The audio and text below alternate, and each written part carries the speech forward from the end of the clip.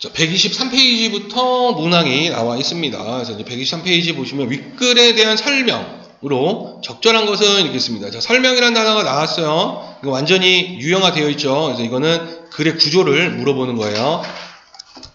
글의 구조라든지 내용, 전개 방식을 물어보는 아이니까 우리는 전체 내용 떠올리기라는 전략을 사용을 해야 됩니다.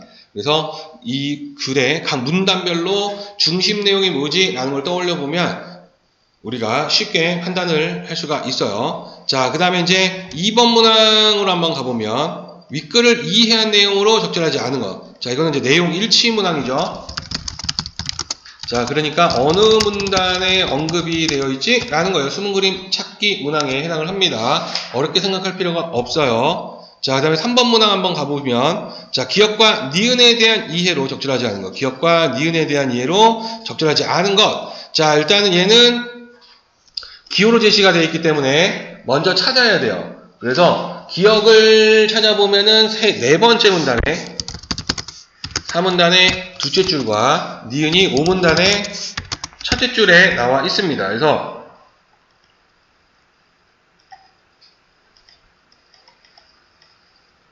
찾아보면은 1, 2, 3, 4.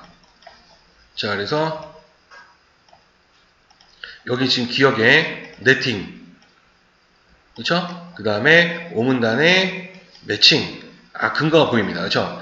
네팅은 4문단에 설명을 할 거고, 매칭, 니은은 5문단에 설명을 할 거기 때문에 끊어서 우리가 판단을 해보면 될 것이다 라고 생각이 들어요. 자, 그 다음에 4번 문항 보면 윗글을 바탕으로 보기를 이해라 라고 이야기했습니다. 그래서 적절한 것이 무엇이냐 라고 이야기를 했고, 결국에는 보기의 내용을 우리가 이제 판단을 해봤을 때, 보기를 판단했을 때, 윗글을 바탕으로 하니까 윗글이 근거가 되겠죠. 얘가 이제 근거고, 결국에는 윗글을 이용해서 보기를 우리가 해석을 해야 되기 때문에 어느 문단과 관련이 있지? 라는 거를 판단을 해보면 됩니다. 자, 근데 그래프가 보여요. 자, 그래프도 숫자가 나와 있는 거죠. 그쵸? 얘도 뒤로 넘겨야 되는 문항에 해당을 합니다. 그래서 시간을 오래 끄는 문항이에요. 그러니까 뒤로 넘겨서 마지막에 문제를 풀어내야 되는 그런 아이에 해당을 한다. 자, 그 다음에 이제 5번 문항 한번 보면 A의 사전적 의미 적절하지 않은 거 이건 집어넣어서 읽어봐라 라고 이야기를 했어요. 그렇죠? 그래서 이런 의미인지 직접 읽어봐라, 넣어봐라 라고 이야기했습니다. 자, 이제 지문의 내용을 한번 가보도록 합시다. 첫 번째 문단. 자, 기업 활동에서 위험이란 미래에 대한 예측의 불안정성에 기인한 불확실성으로서 실제적인 결과가 기대에 대한 결과와 다르게 나타날 가능성을 의미한다. 자, 그래서 기업 활동에서의 위험 정의를 내렸죠. 자, 그래서 그 미래에 대한 예측 불안정성에 기인한 불확실성이다. 그리고 실제적인 결과하고 기대하는 결과가 다르게 나타날 가능성이다. 국제금융거래에서 기업이 직면할 수 있는 위험 중 환위험은 환율 변동으로 인해 기업의 가치가 변할 가능성의 정도를 말한다. 자, 이제 환위험에 대해서 이야기를 했어요. 자, 이거는 환율 변동으로 인해서 기업의 가치가 변화될 가능성이다라는 거. 자, 환위험은 반복되고 있죠. 핵심하여 환율 변동으로 인해 손실이 발생할 가능성만 의미하는 것이 아니라 이익의 가능성도 고려하는 것이다. 그래서 손실의 가능성뿐만이 아니라 이익의 가능성. 자, 그래서 어느 방향으로든 현재 예상과 달라질 가능성을 포함하는 개념으로 이해해라. 즉 좋게 될 수도 있고 나쁘게 될 수도 있고. 자, 두 번째 문단 환위험은 계속 나오네요. 환율 변동과 환노출에는 두 가지 요인에 의해 결정되면서 이제 환율 변동, 환노출 두 가지 요인에 의해 결정이 된다. 자, 그래서 환율 변동 곱하기 환노출로 나타낸다. 자, 환노출은 이제 반복되고 있고 설명을 하네요. 외화로 표시된 자산, 외화로 표시된 부채, 또는 외화로 표시된 현금 유입 예상액, 외화로 표시된 현금 유출 예상액을 의미하는 순노출로 측정할 수 있다. 그래서 이제 순노출이다라는 거. 자, 그래서 외화로 표시된 자산 빼기 외화로 표시된 부채 또는 외화로 표시된 현금 유입 예상액 빼기 외화로 표시된 현금 유출 예상액. 그래서 순노출을 구해서 측정할 수 있다는 거. 자, 순노출의 절대값이 클수록 환노출이 크다. 자, 그래서 지금 여기서 이제 절대값이 클수록 크다라고 이야기했죠. 왜냐하면 절대값을 보는 이유는 어느 방향이든, 그렇죠? 손실, 이익, 그 방향이 다 있기 때문에 절대값을 가지고 판단을 한다는 거예요. 자, 이제 예를 들어줍니다. 환율이, 달러 환율이 10원 하락하면 순노출이 10만 달러인 기업은 100만 원의 손해를, 1만 달러의 기업은 10만 원의 손해를 보게 된다.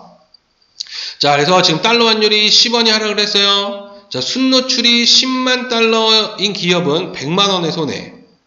1만 달러면 10배 내려가니까 10만 원의 손해겠죠. 자, 환율 변동과 달리 환노출은 개별 기업이 통제할 수 있는 요인이므로 환염을 줄이기 위해서는 환노출을 파악하고 이를 적절히 관리해야 된다. 자, 그래서 지금 이 환노출은 기업이 통제할 수 있는 요인이다. 그래서 환염을 줄이려면 환노출을 파악하고 관리해야 된다라고 이야기했습니다. 자, 그래서 두 번째 문단에서는 이제 환위험에 이제 그 영향을 끼친 요인 두 가지, 그 환율 변동과 환노출을 했고, 환노출에 대해서 중점적으로 설명을 했죠. 왜냐면 환율 변동은 어떻게 못하는데, 환노출은 기업이 통제할 수 있다라는 거. 그래서 이 순노출로 측정할 수 있으니까 이 순노출을 관리를 해야 된다. 자, 환위험 관리기법은 다양한 종류의 환노출을 관리하여 경영상의 불확실성을 제거하기 위한 방안들을 뜻하는데 해지기법이라고 한다. 해서 이 환위험 관리기법이라는 것은 해지기법이라고도 이야기를 하고, 자, 결국에는 다양한 종류의 환노출을 관리한다라는 거. 그래서 불확실성을 제거하기 위한 방안들이다. 자, 해지기법에 따라 수반되는 거래비용, 효율성이 달라지므로 환위험의 종류와 크기, 미래 경제 상황을 고려하여 다양한 기법을 비교 검토해서 효율적인 환위험 관리 전략을 수립해야 된다.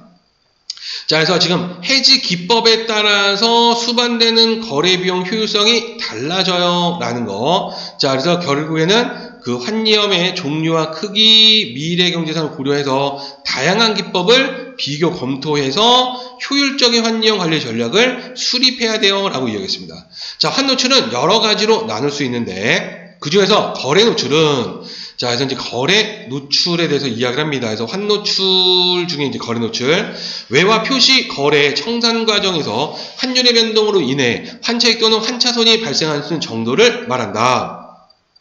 자, 그래서 지금 환차익 또는 환차손이 발생할 수 있는 정도다라는 거. 자, 거래는 이미 끝났으나 결제가 나중에 이루어지는 경우 그 사이에 환율 변동이 결제대금의 가치 변동을 야기할 수 있는 것이다. 자, 그래서 거래는 이미 끝이에요. 근데 결제가 나중에 이루어집니다. 그러면 그 사이에 환율 변동이 일어나게 되고 그것이 결제대금의 가치 변동을 야기할 수 있다는 거죠.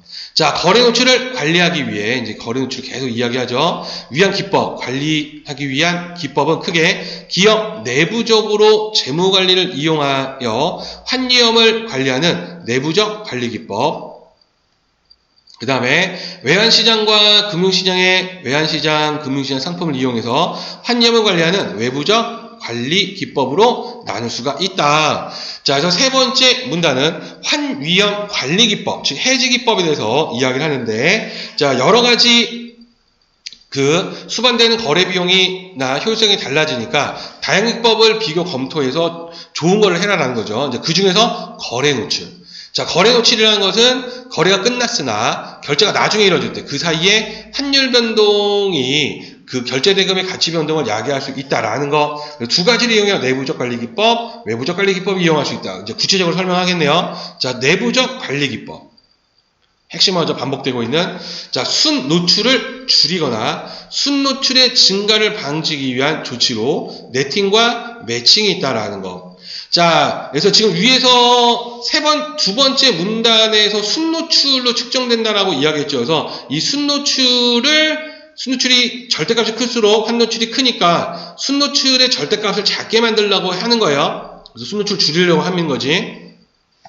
자, 이제 첫 번째 네팅입니다. 시험 문제 물어보는 아이죠. 다국적 기업의 본사와 지사 또는 지사 상호 간에 발생하는 채권, 채무 관계를 개별적으로 결제하지 않고 일정 기간 경과 후에 채권 채무 관계를 상쇄한 후 차익만을 결제하는 제도이다. 자, 그래서 지금 보면은 그 본사와 지사 또는 지사 상호 간에 그 발생하는 채권 채무 관계를 개별적으로 결제하는 것이 아니라 일정 기간 경과 후에 채권 채무 관계를 상쇄를 시킵니다. 그러니까 돈을 주고 받는 것이 아니라 야, 내가 너한테 얼마큼 줄 거 있고 내가 너한테 얼마큼 받을 것이니까 일단 그부터 먼저 없애 라는 거야. 그리고 나서 차익만을 결제하는 거야. 차익만을. 자, 이때 차익을 결제할 때 결제 통화와 시점을 선정을 해야 되겠죠. 자, 동일 기업 그룹에 속한 3개 이상의 회사들이 관련되는 다자간 네팅의 경우, 이제 3개 이상 관련되는 다자간 네팅의 경우에 그룹 내의 중앙결제센터가 자회사들의 채권 채무 관계를 총괄 관리에 다각적으로 상계하고 순차익만을 개별 회사들에게 통보해주는 역할을 한다. 자, 네팅은 교환 수수료 등 은행 비용을 절감하고, 이제 교환 수수료 등의 은행 비용을 절감할 수 있죠. 왜? 먼저 상세를 시키니까. 이게 그 은행에서 돈을 바꿔가지고 교환할 때 그 수수료를 줄일 수 있는 거야. 조금만 하는 거니까. 자, 그래서 환노출 금액을 줄일 수 있죠. 자, 그래서 불필요한 손해를 막을 수가 있습니다. 자, 그런데 결제 시점이 늦어지거나 거래 시와 결제 시의 통화 종류가 달라지는 문제점은 있어요 라고 이야기했죠. 자, 그래서 네팅에 대해서 지금 설명을 했어요. 5번째 문제는 매칭입니다. 자, 외화 자금 흐름에 불일치해서 발생할 수 있는 환유형을 원천적으로 제거하기 위해 외화 자금의 유입과 유출을 통화별, 만기별로 일치시키는 전략이다. 자, 그래서 외화 자금의 흐름에 불일치해서 발생할 수 있는 환유형을 제거하려는 거예요. 자, 그래서 외화 자금의 유입, 유출을 통화별, 만기별로 일치시키는 전략. 자, 이제 예를 들어서 미국에 자동차를 수출하고 달러로 수출 대금을 받는 우리나라 기업이 부품 및 원자재 수입 대금을 달러로 지불한다면 달러 유입과 유출이 상쇄됨으로써 환노출이 감소된다. 자, 그래서 지금 보면 이제 그 미국에 수출을 했어요. 그리고 달러로 수출 대금을 받아요. 자, 그때 부품 및 원자재 수입 대금을 달러로 지불해서 달러로 지금 일치를 시켰죠. 통화를. 그러면 달러 유입과 유출이 상쇄됩니다. 그렇죠? 그래서 환노출이 감소할 수 있죠. 자, 네팅이 보통 동일한 그룹 내에서 적용되는 것에 비해 매칭은 동일 그룹 내뿐만 아니라 제3자 간 거래에서도 자주 적용이 된다. 자, 외화의 유입과 유출의 시점이 어긋나면 그 기간 동안 환노출이 발생하므로 외화거래 발생 시점에 유의를 해야 된다라고 이야기했어요. 자, 그래서 지금 보면은 5번째 문단에서 매칭에 대해서 설명을 했고, 이 매칭은 외화 자금의 그 통화와 만기를 일치시키는 전략이다. 그래서 첫 번째 예를 들어서 달러로 지금 통화를 일치시켰죠. 달러로 통화를 시켜서 상쇄를 시킬 수 있으니까 환노출이 감소되는 거다라는 거. 그리고 그 제3자 거래에서도 적용을 할 수 있다라는 거. 그래서 그 유출의 시점, 그 유입과 유출의 시점이 어긋나게 되면 사이의 그 사이 기간 동안 환노출이 발생한다라는 거. 그래서 그 발생 시점에 유의를 하세요라고 이야기를 했어요. 자, 그 다음에 이제 6번째 문단으로 한번 가봅시다. 자, 6번째 문단은 외부적 관리 기법을 이제 설명하는 거예요. 자, 매우 다양한데 선물한 해지와 통화옵션 해지가 대표적이 돼서 선물한 해지, 통화옵션 해지가 대표라는 거예요. 자, 선물한 해지는 뜻풀이가 나와 있죠. 외화의 종류, 인수, 인도의 시기, 금액, 환율 등의 거래 조건을 미리 정해놓은 외국환, 미리 정해놓는 거예요. 자, 그래서 선물한 해지는 특정 외화를 거래일에 미리 정해놓은 환율인 선도환율로 미래 만기일에 인도하기로 약정하는 선물한 계약을 통해 환념을 관리하는 것이다. 자, 그래서 지금은 특정 외화를요, 거래일에 미리 정해놓은 환율인 선도환율, 이걸 정해놓은 거지. 선도환율로 미래 만기일에 인도하기로 약정을 하는 선물한 계약을 하는 거야. 그래서 환위험을 관리하는 것이다. 자, 선물한 계약은 거래 체결시가 아닌 만기일에 외화의 교환이 이루어지기 때문에, 그래서 이제 만기일에 외화가 교환이 이루어지죠. 돈을 주고받는. 미래 시점에 외화의 유입이 예정되어 있는 기업. 자, 미래에 외화 유입이 예정되어 있는 기업은 해당 거래 금액만큼의 선물한 계약 상대방에게 매도하여 안정적인 흐름 현금흐름을 만들 수 있다. 그래서 지금 보면은 해당 거래 금액만큼의 선물한 계약 상대방에게 매도를 합니다. 그래서 안정적인 현금 흐름을 만들 수 있다. 자, 이게 무슨 말인지 예를 들어 이해하는 거죠. 우리나라 A기업이 미국의 자동차를 수출을 했고요. 수출 대금 100만 달러를 3개월 후에 받기로 했다라는 거예요. 자, A기업은 현재 환율은 1,000원이지만 3개월 후에는 1250원이 될 것으로 예상을 한다. 자, 그런데 3개월 후에 받게 될 수출 대금의 원화 가치는 3개월 후에 환율에 달려있기 때문에 환율이 1,500원으로 상승한다면, 환율이 1,500원으로 상승을 한다면 수출 대금의 원화 가치는 15억 원이 되어 예상보다 큰 이득을 보지만, 반대로 800원으로 하락을 한다면 8억 원이 큰 손해를 보게 된다는 거야.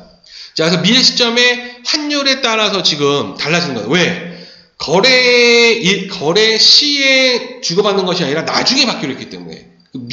나중에 그 환율에 영향을 받는 거죠. 자, 이때 A기업의 만기가 3개월이고 선도 환율인 1,200원은 선물안을 매도하면, 자, 매도하는 거는 이제 파는 거죠. 3개월 후 수출 대금으로 받은 100만 달러를 선물한 계약 상대방에게 인도를 하고 12억 원을 확정적으로 얻을 수가 있다. 이렇게 씁니다. 자, 그래서 그 3개월 후에 이게 1,500원일지 800원일지 확실하지 않으니 일단은 1,200원. 그렇죠? 그래서 1,200원의 선물안을 매도를 해버리는 거예요. 약속을 해버리고, 그래서 하면은 확정적으로 12억 원을 확정할 수 있다. 그래서 1,500원이 될 때 이익도 덜하지만 800원일 때 손해를 감수할 수 있어요. 그죠? 그래서 선물을 하는 것이다라는 거. 자, 7번째 문단 한번 가보면, 자, 선물한 해지는 환위험을요 완전히 제거합니다. 아예 결정을 하기 때문에 1,200원. 그죠? 자, 근데 환율이 유리하게 변동하는 경우에 누릴 수 있는 이익의 기회까지 사라지죠. 1,500원이 됐을 때는 300원만큼의, 그죠? 즉 3억 원을 손해를 보게 돼요. 그죠? 자, 이런 이익의 기회를 잃지 않으면서 환위험을 관리하기 위해 통화 옵션 해지를 이용할 수 있다. 자, 그래서 이익의 기회를 잃지 않기 위해서 뭐 하냐면 바로 통화 옵션 해지라는 거를 이용할 수 있다는 거야. 자, 그럼 통화 옵션이 무엇이냐? 외환은 미리 약정된 행사 가격으로 만기일 또는 그 이전에 매입하거나 매도할 수 있는 권리가 부여된 계좌에 대해서 이 외환을 미리 약정된 행사 가격으로 만기일 또는 그 이전에 매입하거나 매도할 수 있는 권리가 부여된 계약. 자, 매입 청구권이 부여된 옵션을, 콜 옵션이라고 하고, 매도 청구권이 부여된 거를 풋 옵션. 즉, 콜 옵션은 매입이고, 풋 옵션은 매도예요. 그래서 이거는 사는 거고, 매도는 파는 겁니다. 자, 콜 옵션에 대해서 이야기죠. 환율이 상승할 때, 풋 옵션은 환율이 하락할 때 이익이 발생한다는 거야. 자, 무슨 말이냐? 환율이 상승을 했을 때 매입 청구권, 내가 예를 들어서 1,200원에 살겠다라는 거를 지금 했다면 1,500원으로 환율이 상승해버리면 300원의 이익이 되는 거죠. 그때는 콜 옵션을 쓰는 거야. 300원 이익이 되는 거지. 자, 근데 풋 옵션은 거꾸로 환율이 하락할 때, 즉 내가 얼마에 팔겠다. 예를 들어서 그 1,200원에 지금 내가 팔겠다라고 이야기를 했을 때 환율이 하락을 하면 800원 떨어져 버렸어. 그러면은 나는 1,200원에 팔 수가 있기 때문에 400원의 이익을 취할 수 있어요. 그래서 그때는 풋옵션을 쓰는 거야. 그렇지? 자, 그래서 각각 환율 상승 위험, 환율 하락 위험을 관리하기 수단으로 활용할 수 있다는 거죠. 자, 통화 옵션은 선물한 계약과 유사하나 옵션 매입자가 환율에 따라 옵션의 행사 여부를 선택할 수 있는 권리가 부여했던 점에서 차이가 있다. 그래서 그 옵션의 행사 여부를 선택할 수 있는 권리가 부여했던 점에서 차이가 선물한 계약과 유사하지만 차이가 있다는 거죠. 옵션 매입자는 자 이제 매입자예요. 옵션 매입자 자신에게 유리할 때 옵션을 행사하는 권리를 가지는 대가로 옵션 행사 여부와 무관하게 옵션 매도자에게 옵션 프리미엄을 지급해야 된다라는 거. 자, A 기업이 위와 동일한 상황에서 자, 이제 그 A가 위와 동일한 상황이에요. 1,500원하고 800원 이런 거 1달러당 1,200원이고 옵션 프리미엄이 달러당 10원인 풋옵션, 이 풋옵션을 매입했다. 즉 풋옵션은 매도하는 거죠. 환율이 하락할 때.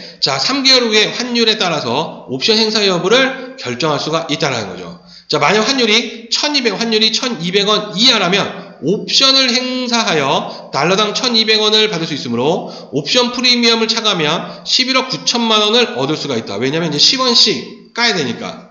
이거는 이제 그 옵션 프리미엄으로 그 걸어 놓는 거야. 무조건 걸어 놓는 거고. 자, 이와 반대로 환율이 1,200원 높다면 옵션 행사하지 않습니다. 옵션 행사하지 않고 즉 10원. 이 10원의 옵션 달러당 10원이니까 지금 이제 그 11억 9천만 원이니까 1,000만 원이죠. 1,000만 원은 그냥 손해 보는 거예요. 그리고 수출되는 100만 달러를 그대로 외환시장에 팔아서 11억 9천만 원보다 많은 원화를 얻을 수가 있다라는 거. 그렇죠? 자, 그렇게 해서 그 관리를 할 수가 있다. 자, 그러면 1번 문항으로 한번 가보면요. 윗글에 대한 설명. 자, 결국에는 지금 이야기한 게 환위험을 관리하는 기법. 그렇죠? 그래서 그거를 예를 들어서 설명하고 있다라고 3번을 통해서 알 수 있죠. 그래서 환위험을 관리하는 대표적인 기법이 세 번째 문단에서 언급이 되어 있어요. 내부적 관리 기법과 외부적 관리 기법. 그렇죠? 그래서 지금 대표적인 기법에 대해 이거는 3문단에 언급했고, 구체적인 상황은 네 번째 문단과 네 번째 문단에 네 번째 문단 보면 안 되겠다. 5번째 문단.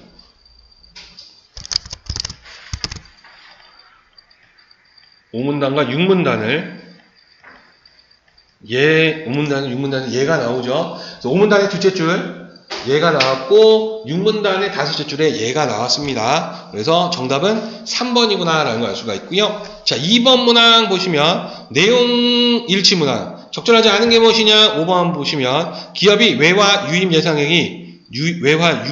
예상액이 유출 예상액보다 많을수록 환위험이 커지고 적을수록 환위험이 작아진다 이렇게 되는데, 자, 환위험을 판단하는 거는 두 번째 문단에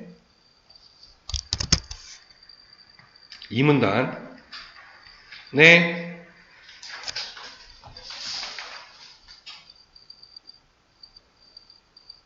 첫째 줄에서 일단은 지금 환위험은 두 가지 환율보다 환노출로 이야기를 했고, 그리고 결국에 이 환노출을 둘째 줄부터 지금 설명을 하죠. 그래서 셋째 줄과 넷째 줄 절대값이 클수록 환노출이 크다라고 이야기를 했어요. 자, 그러면은 외화유입 예상액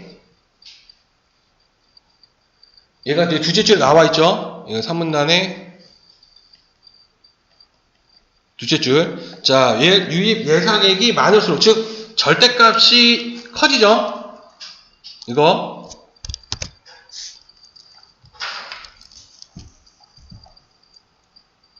그러니까 얘가 많을수록 이거는 절대값이 높아진 거예요. 그럼 환위험이 커진 거죠. 자, 그 다음에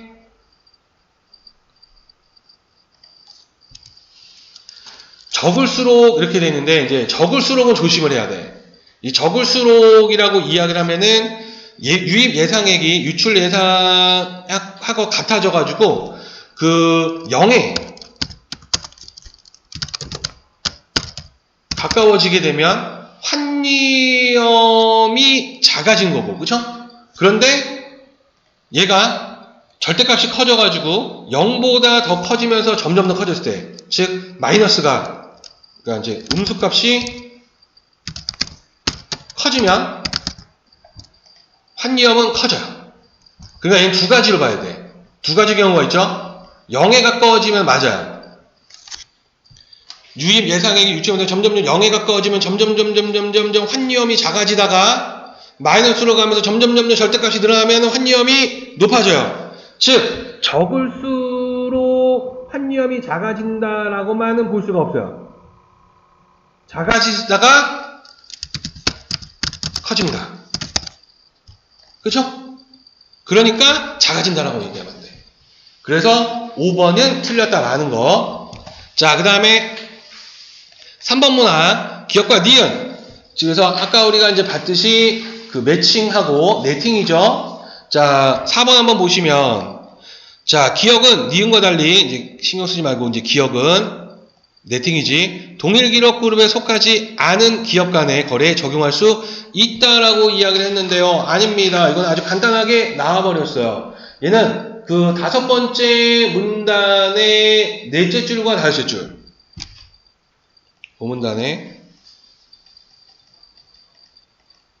넷째 줄과 다섯째 줄로 한번 가보면 6문단이죠.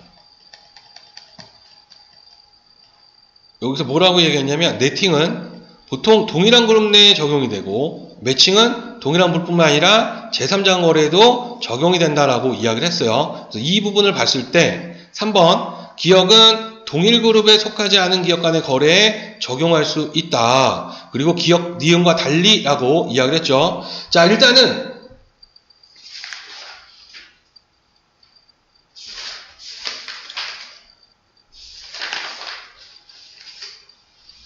기억은 동일 그룹에 주로 쓴다고 했어요. 그런데 주로라고 했으니까 동일 그룹이 아닌데도 쓸 수가 있죠. 일단은. 그리고 니은도 동일 그룹에 속하지 않는 기업 간에 할 수가 있죠. 니은과 달리랑 이게 틀렸습니다. 이해됐어요? 그러니까 이걸 보면은 말을 잘 해석을 해야 돼요. 네팅이 보통 동일한 그룹 내에서 적용된다. 보통이니까 특수한 경우에는 아닐 수도 있다는 거야. 예외일 수도 있다. 그렇죠? 그리고 매칭은 동일 그룹 제3거래에서 자주 적용된다. 라고 이야기하는 거 봤을 때 기억이 동일 그룹에 속하지 않은 기업 간의 거래에 적용할 수 있다라고 볼 수 있어요. 보통이 아닌 경우에. 근데 니은은 동일 그룹에 속하지 않은 기업 간의 거래에 적용할 수 있습니다. 그러니까 달리가 틀린 거지. 자, 그 다음에 4번 문항 뛰어넘어서 먼저 5번 문항. 산조문을 적절하지 않은 게 무엇이냐 할 때 정답은 3번인데, 자, C 부분을 한번 찾아보면 C가 지금 어디 있냐면 네 번째 문단에 셋째 줄에 있거든요. 네 번째 문단에 셋째 줄에 보시면 상세요, 상세. 그래서 채무관계를 상쇄했다라는 건 서로 이렇게 없앴다라는 거죠. 서로 이렇게 영향을 주어서 없앤 거예요. 자, 어떤 것이 아주 없어지거나 사라짐. 이거는 상실의 의미야. 상실의 의미고, 그 다음에 상쇄는 없어지는 건 맞는데 서로 영향을 줘서 없어지는 거야. 이게 상쇄입니다. 그렇죠? 그래서 이게 있었어야 돼. 서로 영향을 준다라는 의미자질이 있어야 되는데 3번은 서로 영향을 준다라는 의미자질이 없기 때문에 얘는 상실이라는 단어가 되는 거고, 상쇄는 서로 영향을 줘야 되기 때문에 상쇄가 맞는, 그러니까 상쇄는 서로 영향이라는 뜻이 있어야 된다. 자, 그 다음에 4번 문항 마지막으로 한번 가보도록 하겠습니다. 자, 다음은 3개월 후 수출대금 1만 달러를 받게 되는, 3개월 후에 1만 달러를 받기로 되어 있는 우리나라 기업 갑이 환위험을 관리하기 위해 선물한 해지 또는 통화옵션 해지를 사용했을 때 3개월 후 기업 갑이 실제 수령하게 될 수출대금의 원화 가치를 비교하여 그래프로 나타낸 것이다. 이렇게 했습니다. 자, 그래서 단 선물안에 선도 환율과 통화 옵션의 행사 가격은 동일하고 옵션은 만기 시점이 3개월 뒤에만 행사 가능하다. 선물안 해지와 통화 옵션 해지 이외 기법 사용하지 않으며 옵션 프리미엄 외에 두 해지를 사용하기 위한 비용은 없다고 가정한다 했습니다. 자, 그래서 지금 여기서 보면은 꺾이는 부분이 중요해요. 이 부분, 그쵸? 꺾이는 부분. 그래서 지금 보면은 그 수출액 원화 가치, 그래서 1200원 쭉 가고 1190원에서 이제 쭉 상승을, 환율이 이제 상승을 하는 거지, 그쵸? 자, 이거를 이제 해석해라. 가장 적절한 게 무엇이냐라고 이야기를 했을 때, 정답이 5번인데요. 한번 보시면, 답이 둘 중 어떤 해지도 선택하지 않은 경우, 선택하지 않았어요. 3개월에 환율이 1200원이에요. 그러면 값이 없는 수출대금의 원화 가치는 선물한 해지를 선택했을 경우와 동일하다 이렇게 되어 있어요. 자, 얘는 6번째 문단에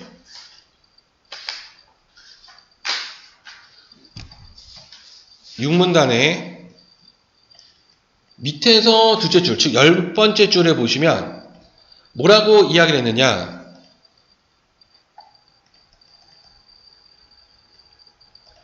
지금 선도환율이 1200원일 때예요. 그쵸? 그래서 매도하면 받은 100만 달러를 인도가 12억 원을 확정적으로 얻을 수 있다라고 이야기를 했습니다. 그래서 지금 그 1200원을 하는 것은 그 선물한 해지죠. 선물한 해지를 했을 때 지금 1200원을 떼서 12억 원 확정을 한 거예요.